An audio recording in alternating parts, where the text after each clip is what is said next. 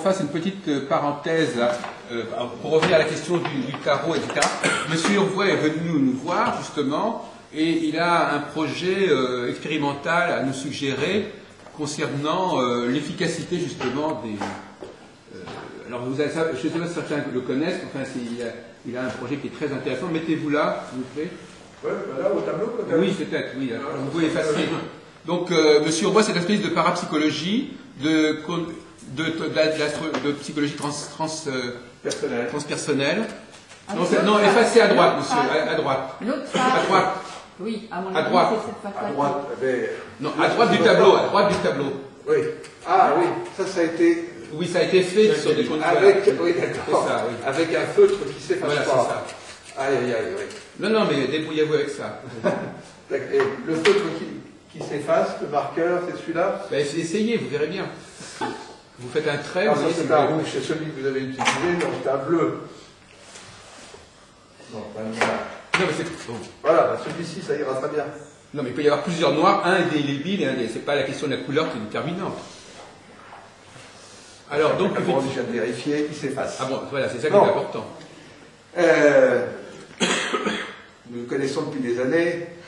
Depuis 6 ans, oui. Oui, voilà, c'est toujours avec intérêt, amusement que j'assiste à tout ça. Bon, je suis un affreux positiviste. Un positiviste. Positiviste. Et là, ce que j'entends, ça ressemble toujours au débat sur le sexe des anges. Bon, j'ai envie de dire, ok, vous prétendez voir l'avenir, alors, vous allez me le montrer. Si ça ne marche pas, vous, voilà, hein, c'est symbolique, vous balancez toutes vos vieilleries, aztèques, chinoises, indiennes ou autre chose, et vous vous tournez vers des réalités concrètes et efficaces. Vos clients, ce qu'ils veulent, c'est pas un portrait psychologique. Le portrait psychologique, c'est à peu près dans les cordes de l'astrologie. Et encore si la personne est bien née au moment fixé par la nature, qui n'a pas été avancé par les médecins, qui souvent préfèrent travailler aux heures de bureau plutôt que la nuit. Bon. Donc, si pour répondre aux vrais problèmes de vos clients, ce pourquoi ils vous payent, c'est-à-dire qu'est-ce qui va leur arriver, il faut essayer de se poser la question, qu'est-ce que de nos jours, quelles sont les réponses qui peuvent, que vous pouvez trouver, auxquelles vous pourriez faire appel. Donc pendant des millénaires, l'astrologie c'était à peu près la seule moyen d'avoir quelques lueurs. Alors depuis, ça a beaucoup changé, heureusement. Alors, la psychologie transpersonnelle... Là, on enquête un peu sur l'après-midi, mais parce que comme M. Urvois ne restera pas... Oui, mais je ne vais pas rester. Hein. Donc, on enquête sur le débat de l'après-midi, voilà. Sur la façon dont la SWOT travaille. Transpersonnelle. Alors, comme son nom semble indiquer, ça dépasse la personne.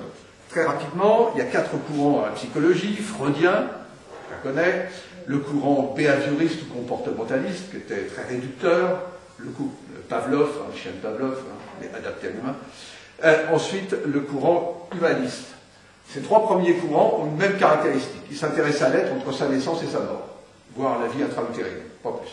Le transpersonnel, lui, il s'intéresse à l'être avant sa naissance et après sa mort. Il est d'ailleurs sur le champ des religions. Alors, qu'est-ce qu'on trouve dans le transpersonnel? Les étapes, très rapidement. Les années 50, donc à partir de 1950, les travaux du professeur Stevenson sur les souvenirs spontanés de vie antérieure des enfants. Comment peut-on savoir les vies antérieures? Moi, j'y crois pas du tout. Ah, très bien. Ça, c'est une théorie. Non, c'est pas une théorie. Je vous réponds.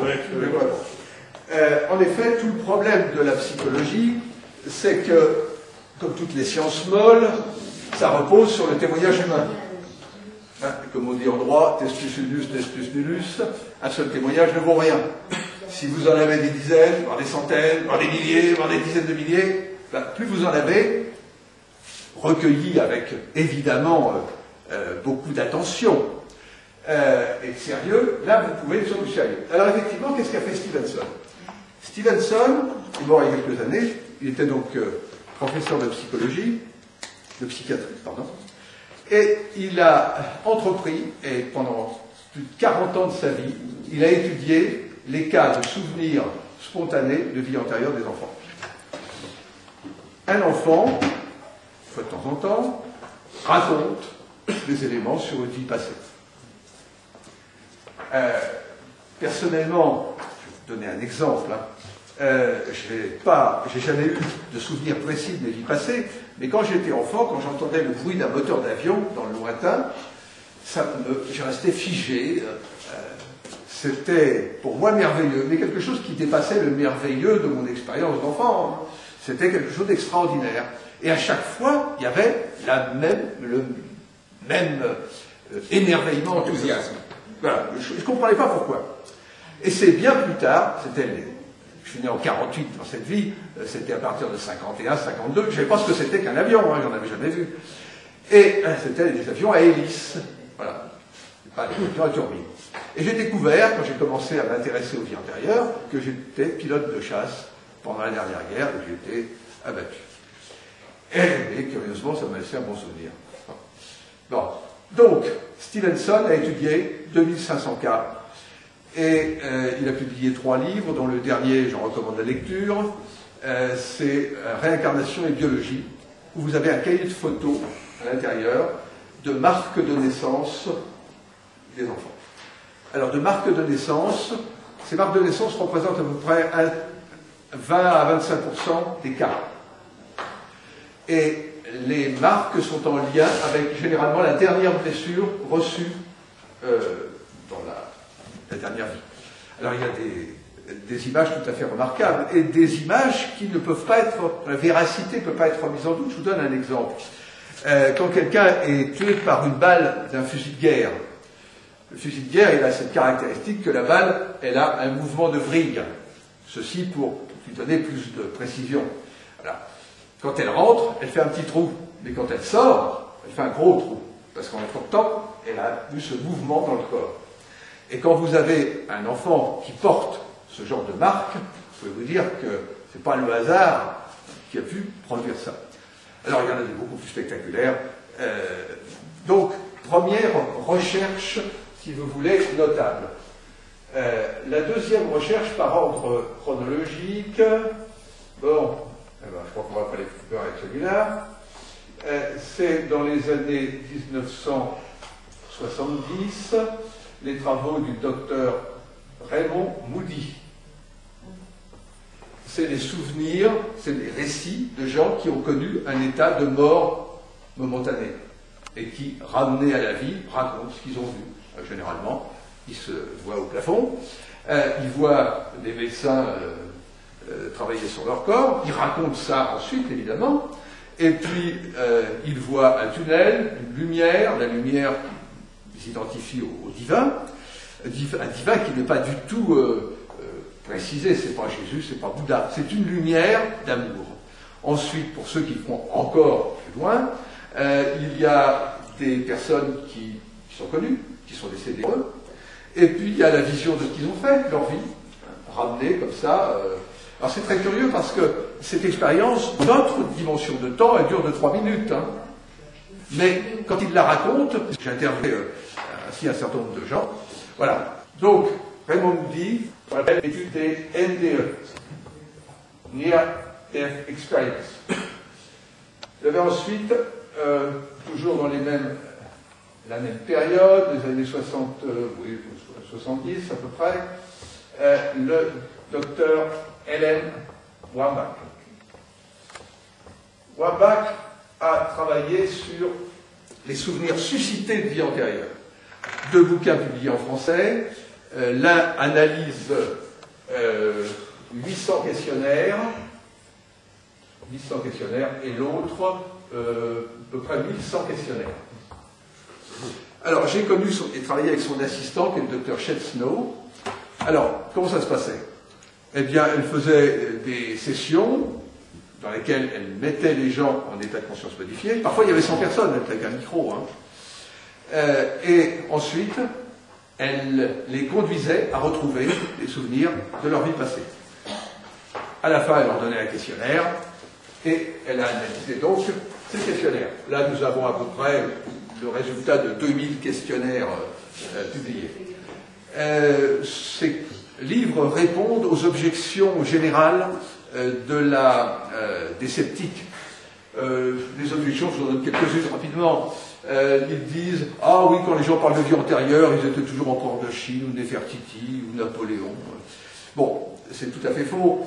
Elle a fait une étude statistique, elle a classé les gens en 3 catégories sociales, inférieure, moyenne, supérieure, et alors en fonction de quoi? En fonction de ce que les gens racontent dans leur questionnaire. S'ils racontent qu'ils mangent avec les doigts et qu'ils vivent dans un douar minable et un taudis, ils sont évidemment dans la catégorie inférieure, et puis s'ils sont par contre servis des serviteurs, c'est la catégorie supérieure. Donc on trouve dans la catégorie supérieure à peu près 10%, la catégorie moyenne dans les 20%, et tout le reste c'est la catégorie inférieure. Et il n'y a pas un seul personnage historique sur tout ça. Hein. Aussi il y a un ancien président américain totalement oublié. Ah, écoutez, monsieur, voilà. Monsieur, alors il faut quand même recentrer, parce qu'on n'est pas là, on n'est pas un colloque sur la question. Je viens à ce qui est le plus important, pratique. Et ce qui va toucher exactement ce que vous faites. Nous sommes donc dans les années 1980. Il y a des travaux donc, du professeur Joel Wheaton. Wheaton est professeur de psychiatrie à l'Université de Toronto. Il publie un livre qui s'appelle Life Between Life, la vie entre les vies. Il y a aussi le docteur Newton, et dans lequel, docteur Michael Newton.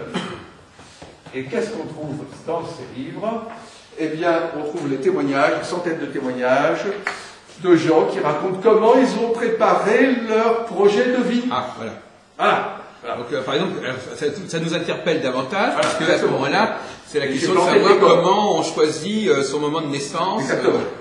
Alors, en effet, ce que je vous disais... Et vous disiez qu'on avait commis l'erreur de ne pas interroger les gens sur le plan astrologique. Voilà, exactement. En fait, ces deux psychiatres-là n'ont aucune connaissance en astrologie, ils n'ont même pas pensé, et c'est ça qui est très dommage, ils n'ont même pas pensé à poser cette question à leurs patients quand ils sont en train de raconter comment ils ont organisé leur futur scénario de vie. Ben, je vais m'incarner avec un tel et un tel, alors lui, ce sera mon père, ce sera ma mère, vous serez ma sœur, etc. Je simplifie, mais c'est un peu ça. Donc, ce qui manque là-dedans, c'est qu'à aucun moment, ils disent, mais dans le fond, sous quelle configuration, je ne sais pas quelle question on aurait pu poser, mais est-ce que vous vous inquiétez, est-ce que vous vous posez la question de savoir sous quelle configuration vous allez naître? Jamais ce genre de question n'a été posée. Ah oui, c'est intéressant. Bon, ça serait intéressant de le faire. Ça serait très intéressant de le faire. Et c'est là où on aurait des réponses qui pourraient nous éclairer. Alors, je vous propose quelque chose. J'organise depuis des années des sessions d'exploration de vie antérieure. Retrouver des vies antérieures, c'est assez facile. Sur 10 personnes, vous en avez 3-4 qui retrouvent tout de suite des éléments de vie. Ils savent dans quel pays ils étaient, ils connaissent leur nom, parfois la date de naissance, enfin l'année de naissance, etc. Puis vous avez ensuite 30-40% de bonnes réminiscences, si vous voulez, bonne information. Ensuite, un petit tiers qui n'a pas vu grand-chose, puis ceux qui n'ont rien vu. Bon. Et alors, ça c'est assez facile. Par contre, passer des vies antérieures à la période entre deux vies, où on va se demander qu'est-ce que j'ai prévu pour cette vie présente? C'est plus difficile, mais c'est possible. Voilà. S'il y a des gens qui ont la curiosité d'aller à la source elle est dans votre inconscient. Pour ceux qui croient au thème natal, bien sûr. Moi, j'ai eu mes révélations de vie antérieure. Vous avez tout mon chemin était parsemé enfin, j'espère maintenant que c'est terminé, mais il y a beaucoup de choses qui ont été, et ça m'est venu sans que je cherche. Des choses qui, je suis un peu dur d'oreille, excusez-moi. Pardon, j'ai eu, moi, une révélation de vie antérieure, oui. Et je me suis retrouvée dans des lieux, oui.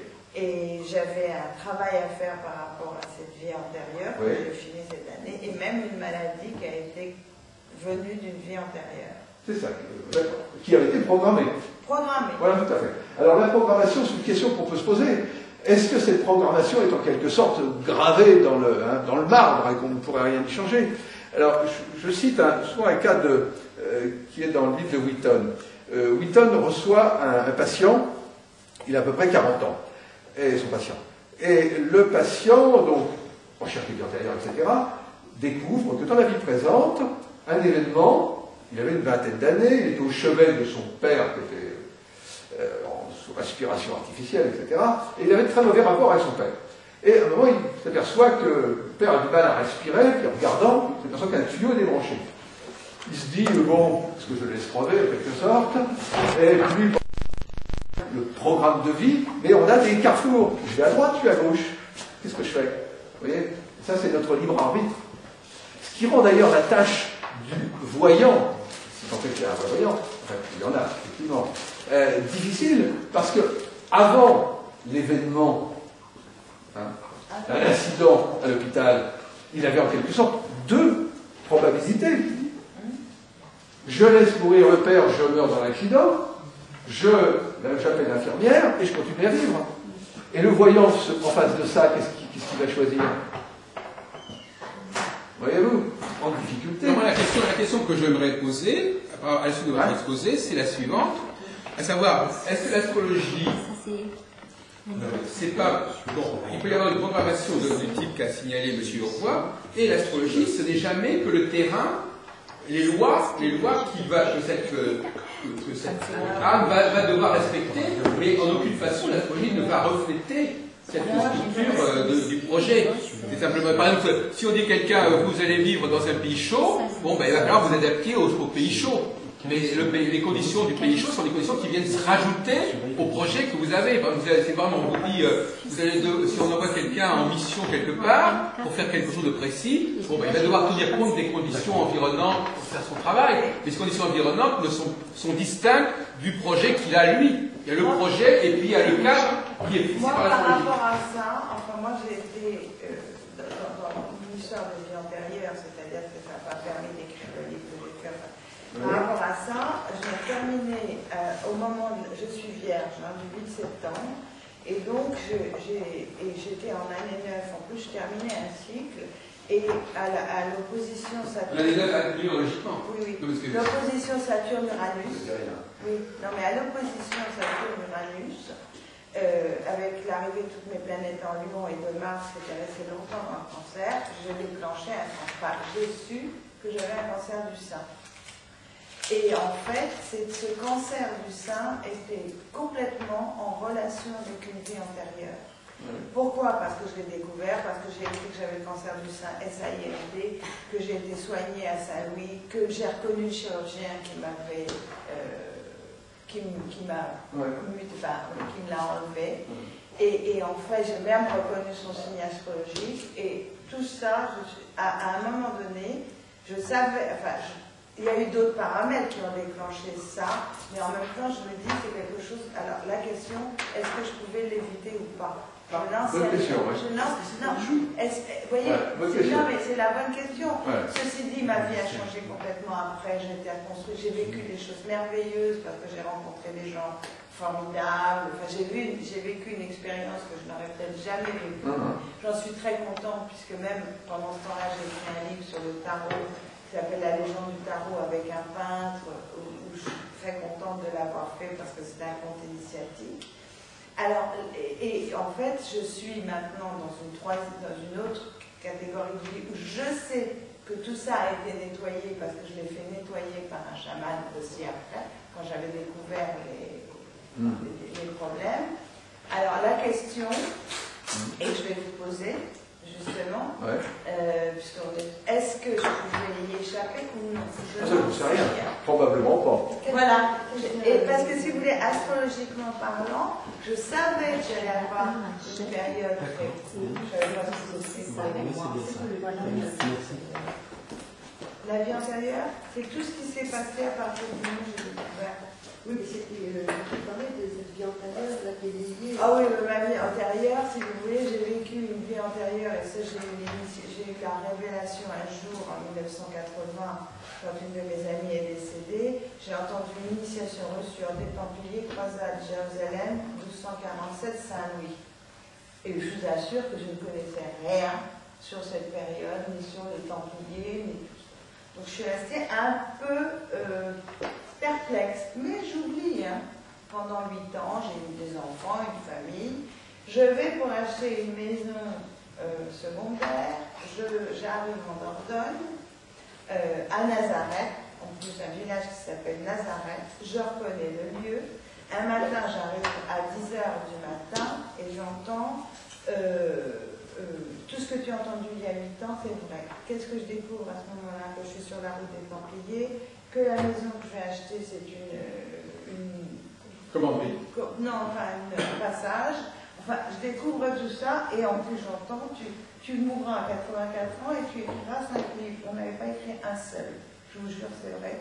C'était le 8 août 1988, je m'en rappellerai comme si c'était hier. Parce que quand on a des choses comme ça, on s'en rappelle quand même. Donc on se demande si on est... Alors là, on se dit qu'on est plus dingue. Enfin, vous voyez, déjà j'avais... Bon, tout se passe, j'écris mon premier livre, je suis astrologue, machin et tout. Le truc n'est pas nettoyé certainement, donc je ne sais pas ce que j'ai fait, des horreurs, enfin, ou ma mémoire, parce que dire que c'est moi, mon ego, j'en sais rien, mais la mémoire à laquelle j'appartenais, vous voyez. Bon, j'ai une période un peu difficile à partir de 2005, familialement, on fait des petites choses. Et je déclenche un cancer du sein et je ne le sais pas. Enfin, et le 4 janvier 2007, oui, 2007, puisqu'on est en 2010, j'apprends que j'ai un cancer du sein à Saint-Louis. Bon, mais ça encore, je me dis, tous les gens qui sont à Saint-Louis n'ont quand même pas la période de Saint-Louis. Bon, j'apprends bien sûr que je vais... Ah oui, ce que j'ai oublié de dire, c'est qu'un an avant, j'ai reçu une sculpture sur le pied, donc je commence à être mutilée. Un mois avant de savoir que je vais avoir mon cancer, je me casse la figure dans la rue, je reçois... Ah oui, je prends à 10 h du matin un carré de table dans la rue, vous voyez. Donc, première urgence à la Révoisière. 3 semaines après, j'allais pour me faire soigner les genoux, en plus, j'ai un problème de genoux. J'apprends que j'ai un cancer du sein et que je vais être soignée à Saint-Louis. J'arrive à Saint-Louis, on me dit, madame, on enlève tout, mutilation. Et je vous envoie à la Révoisière avec tel professeur. Et quand je vois le professeur, je dis à mon mari, ce professeur-là, s'il me plaît pas, c'est très bien, j'y vais pas. Il commence, il me parle, je le regarde, j'ai l'impression de le connaître, et je dis, il est tel cinéaste. j'imagine. Oui. Et un jour, il me dit, ben voilà, je suis complètement, je suis du site de la Vierge, j'avais découvert, et puis il me dit, tiens, c'est la route des Templiers.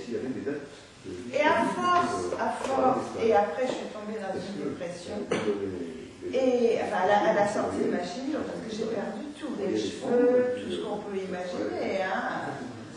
Mon ami le sait très bien, je finis la chimio, je me dis ça y est, c'est formidable, ça va être terminé, je commence une dépression, jusqu'au jour où j'ai un ami qui me dit, si tu ne fais pas un travail sur toi, tu peux prendre tous les antidépresseurs que tu veux et tu n'y arriveras pas.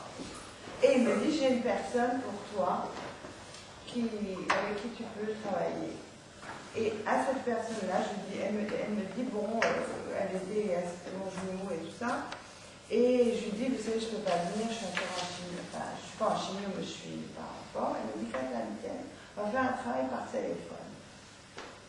D'abord, et là, je lui envoie un mot, j'ai un cancer du sein et SAINT. Je ne sais pas si vous voyez tout ça au niveau symbolique.